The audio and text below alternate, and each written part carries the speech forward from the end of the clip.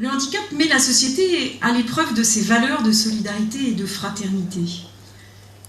Le titre de la conférence d'aujourd'hui est « La fraternité face au polyhandicap ». Permettez-moi d'être encore plus explicite.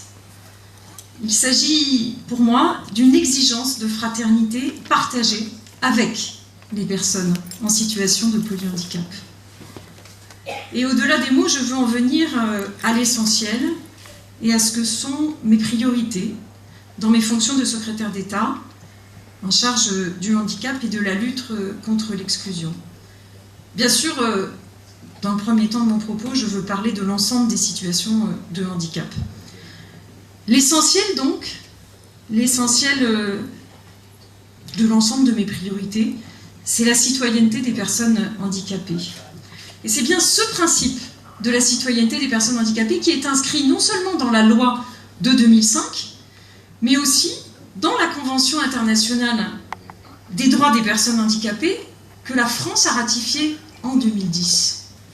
Et nous avons donc ce devoir collectif d'aller vers toujours plus d'inclusion et de permettre cette citoyenneté qui est au cœur des orientations fixées par le président de la République lors de la dernière conférence nationale du handicap en décembre 2014. Et toutes les politiques publiques, toute mon action, tout mon engagement sont dirigés vers un but commun, garantir l'inclusion et la participation sociale des enfants et des adultes handicapés dans notre pays. Car, pour tout vous dire, il est fini le temps où la vie et l'avenir des personnes handicapées se résumaient à trouver une place dans un établissement, même s'il est toujours dur de trouver une place. Bien sûr, il faut des établissements d'accueil, et bien sûr, nous continuons à en créer, et nous continuerons à en créer. Mais la valeur de fraternité que nous portons tous, ici, nous oblige à nous poser une question simple. Sommes-nous fraternels avec nos concitoyens en situation de handicap lorsque nous leur proposons des perspectives de vie sociale très différentes de celles que nous souhaitons pour nous, pour nos enfants, pour nos familles? Je le dis sans aucune forme de jugement ni de moralisation. Je le dis comme une exigence collective qui doit commencer très tôt, et je pense en particulier à l'école, au centre de loisirs bien sûr, aux vacances en général, à toutes les activités culturelles, et je pense bien sûr à l'emploi, au logement, etc. Et c'est tout cela que le gouvernement met en œuvre, et un premier bilan sera réalisé avant l'été avec le président de la République qui a souhaité qu'un point annuel soit fait sur les mesures décidées lors de la dernière conférence nationale du handicap.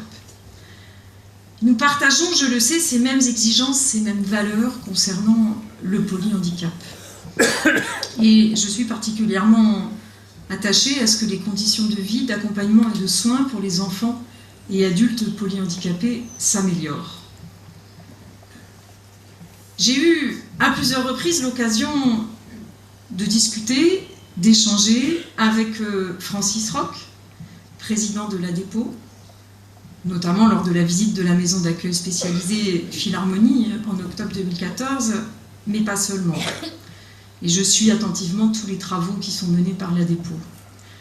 J'ai également pris connaissance des nombreuses contributions et propositions faites par les associations nationales. Récemment, l'UNAPEI, mais aussi le CLAPEAHA, ou encore le GPF, le groupe Polyhandicap France. Mais il y a aussi des experts qui font des propositions, des contributions, telles que le professeur Philippe Évrard. Et je suis en dialogue constant avec toutes les associations, les experts, les sociétés savantes qui s'intéressent au polyhandicap. Et je veux donc vous dire aujourd'hui plusieurs choses. D'abord, bien sûr, il faut rappeler que l'ensemble des mesures et réformes engagées dans le domaine du handicap s'appliquent et concernent le polyhandicap. Je ne les détaille pas ici, puisque un certain nombre d'entre vous connaissent déjà ces mesures. Il est clairement établi que nous devons avoir une attention particulière pour les situations de polyhandicap. Et je veux revenir un petit peu en arrière. En 2004, un plan polyhandicap avait été élaboré par les associations et proposé au gouvernement de l'époque, et il n'y avait pas eu de suite.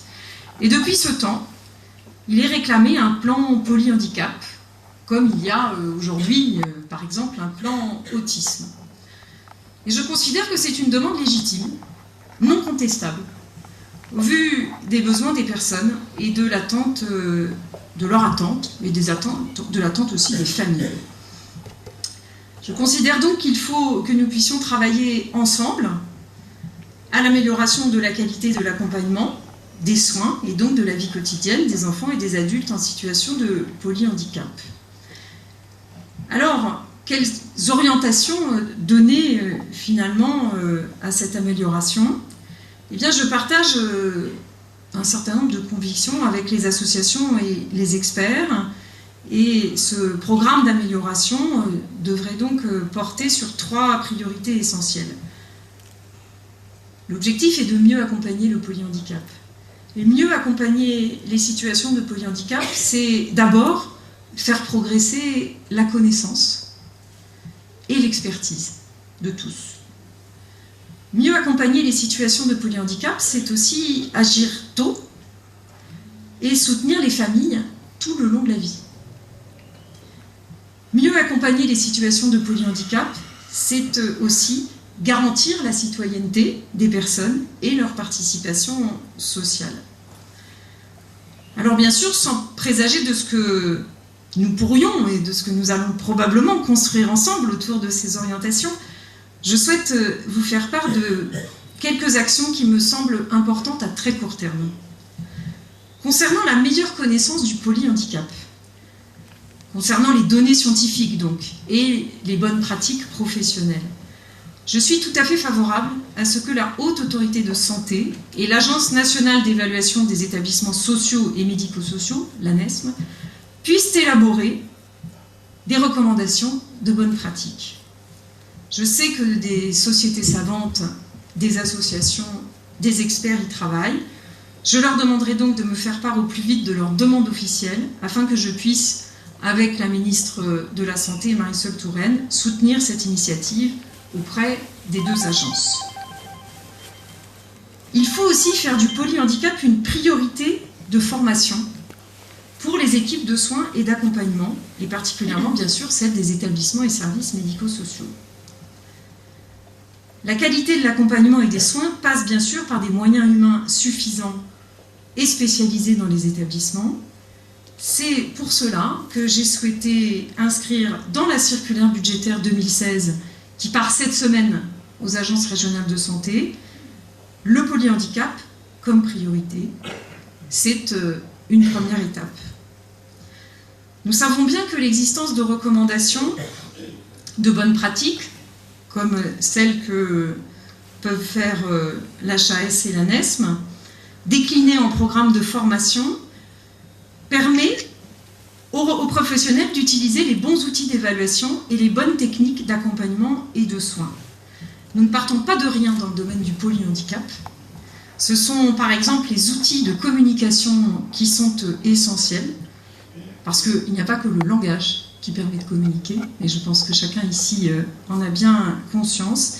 Mais si on veut pouvoir faire participer les personnes, la première des exigences, c'est déjà de trouver des moyens de communication. Bien sûr, ce sont aussi les techniques de stimulation. C'est important, car aussi bien un enfant qu'un adulte en situation de polyhandicap, eh bien, l'enfant comme l'adulte, il a des compétences, des capacités, et il ou elle peut progresser tout au long de la vie. Et donc cette stimulation est extrêmement importante pour permettre les progrès.